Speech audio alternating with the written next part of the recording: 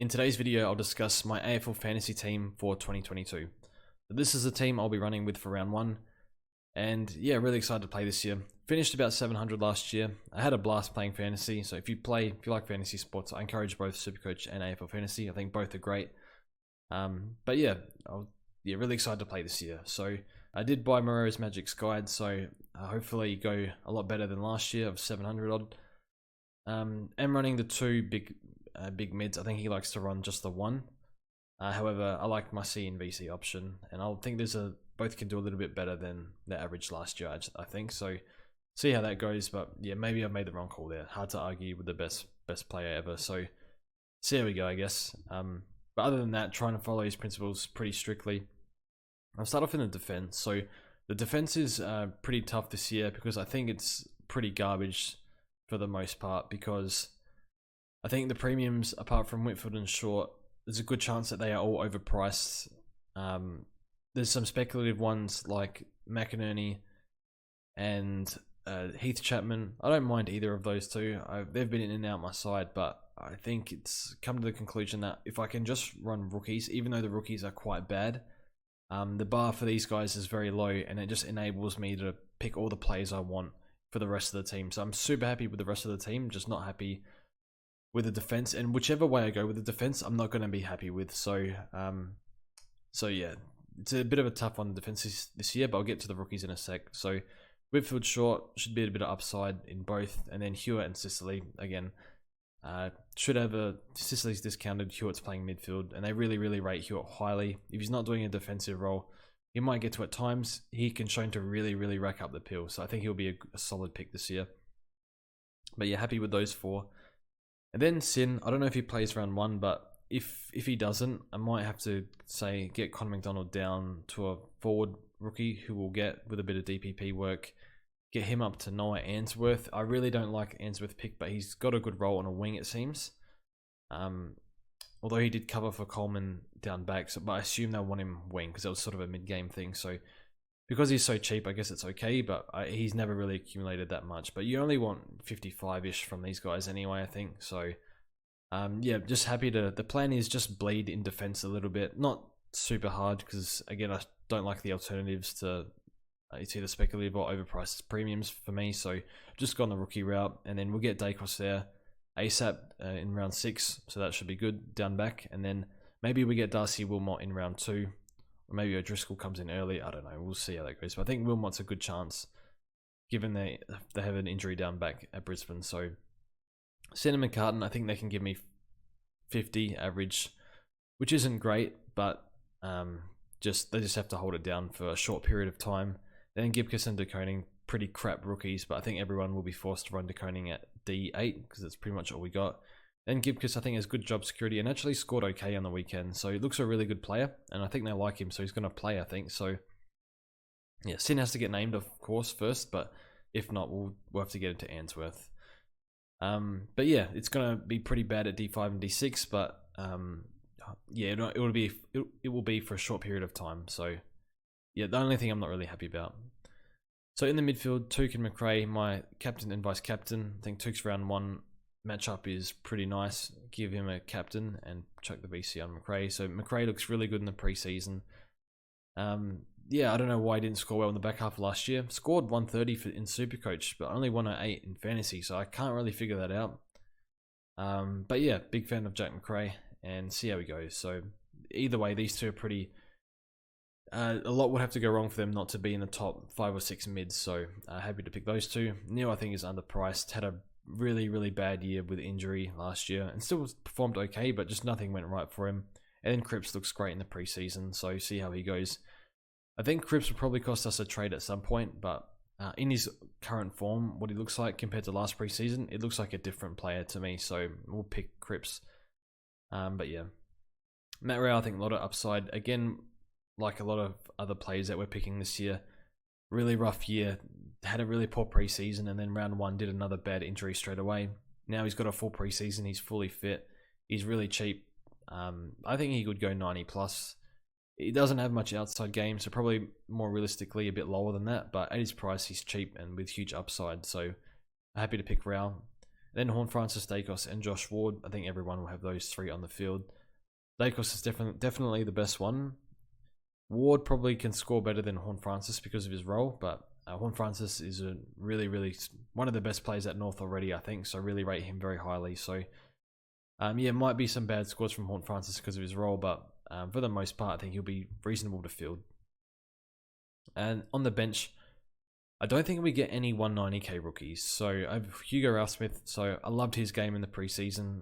He might not get the halfback role, but I think he'll still play somewhere, and yeah, happy to bench him. I think you could even field him if you want, just might depend on his role. And then Connor McDonald is looked okay. I think they might. It looks like he was shafted to half forward, so fingers crossed he plays. If not, we'll have to go down to probably Hoff. I think he's probably more suited to fantasy with a bit more outside game and West Coast injuries. So we'll have to do that if that happens. If Cooper Stevens is named round one, I'll probably go for him, but his job security is quite on edge, I would imagine. So yeah, not sure we get any 190k plays here, so I've just picked these two. Into the rucks, Gordon Grundy. Don't want to use a single trade in this line. Maybe at R3, but not at R1 and R2. So yeah, just lock him in. They should be the top two. Maybe Darcy and even Marshall, if Wright is out for a long time, could push the upper bracket. But yeah, both Gordon and Grundy both a bit more durable than those two. Marshall's durability is not too bad, but Darcy's is all over the place. So yeah, pay up and just don't use trades in this line. Yeah, I've used trades in the ruck line before. In last year, I had Flynn here, and it was just I even had Thilthorpe. I didn't really know what I was doing, but yeah, I just was looking at a donut in the face with other issues going on. So enough on the ruck line. But yeah, Dunkley, Cogs, Butters in the forward line. I think they're the most common three at the moment. So they've been in my team for pretty much all the preseason. So never doubted Dunkley. Cogs is looking really good. Wanted to see a strong preseason from him. And Butters, yeah, also had a really strong preseason and was really hampered when he returned last year. So he'll get a bit more midfield time, and even if he doesn't get the CBAs, he can push up to stoppage and be really good. Heaney, I think a few have jumped off. I'm a big fan of Heaney. I've been waiting for Isaac Heaney to have a full preseason for a very long time now, and he's finally got one. So they're going to use him mid and forward. I don't know which one of more of. They'll get Buddy and Ladhams back. I know he played mostly forward. He played forward in the first half and then mid and forward in the second half of the Amy game, but no Papley, no Franklin, no Ladhams. So I think Ladhams and Buddy will come back in. And yeah, hopefully he can score okay as a forward. He can go 90, low 90s in the forward line, and with mid-time, he can really explode, I think. So he's had a great preseason. He's one of the hardest workers in the AFL. So injuries might come, but again, there's a lot of players at the price. I guess for me, I'm just happy to take the risk. But you know, Cogs and Butters and Dunks, they've also had injuries. So yeah, it is what it is. I just think the upside is too good, and there's no soft tissue history, which is probably the main thing. Christian Cherry he's looking really good. He scored well in previous preseason games, and yeah, I think North Melbourne would be pretty silly not to use him as the number one ruck. I don't think there's a threat to his ruck spot, other than if they want to use Goldie more in there. But the coach David Noble was on radio the other day speaking about using Goldie up forward. So that to me indicates that they want to play Tristan. I keep calling him Tristan Cherry. So yeah, happy to have him on field, and I think he's must have. Find it hard to believe that they won't use him as number one ruck. Josh Rochelle on field. I think he's a decent on field option. Could bench him, but it's a lot of money on the bench, I guess. But yeah, I was super impressed with him. I think he's already in the top 5 Crows players. Probably would need to prove a lot more than that just because it's been practice games. But he's so important to the Crows that yeah, Crows have struggled to kick goals in previous years without Taylor Walker, and now Rochelle's there. He can kick a bag. He's already kicked 2 in the preseason, been kicking them in intra-club. So a big fan of Rochelle, and probably can average 70 plus, so I'm happy to have that on the field.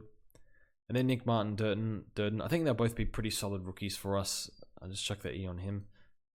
Yeah, I think Martin plays round 1, but a little bit dodgy job security, but he's done everything right. And then Durden, I'm pretty confident gets a good run at it.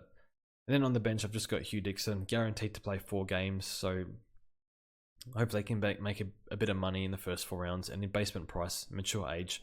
So I don't mind him as a pick. So that's my team.